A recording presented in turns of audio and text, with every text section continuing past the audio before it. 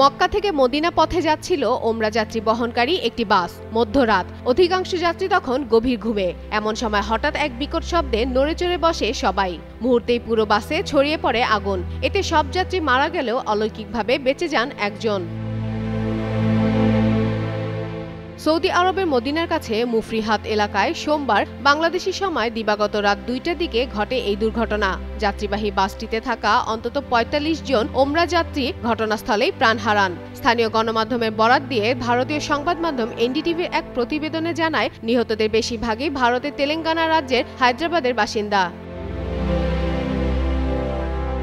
জানা গেছে, তারা মক্কায় ধর্মীয় আনুষ্ঠানিকতা সম্পন্ন করে মদিনার উদ্দেশ্যে ফিরছিলেন। দুর্ঘটনার সময় অনেক যাত্রী ঘুমিয়ে থাকায় সংঘর্ষের পর বাসে আগুন ধরলে বেরিয়ে আসার সুযোগ পাননি। এতে মৃতদের শনাক্ত করা অত্যন্ত কঠিন হয়ে পড়েছে।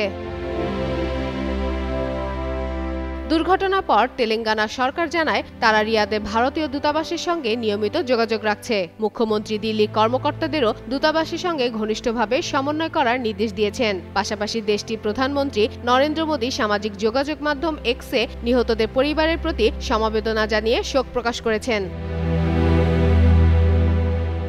তবে এই ভয়াবহ দুর্ঘটনার মাঝেও পাওয়া গেছে একটি আশার খবর। মোহাম্মদ আব্দুল সোয়েব নামে এক ওমরা হজ যাত্রী জীবিত উদ্ধার হয়েছেন। তাকে দ্রুত হাসপাতালে নেওয়া হয়, যদিও তার বর্তমান অবস্থা নিয়ে বিস্তারিত তথ্য জানা যায়নি।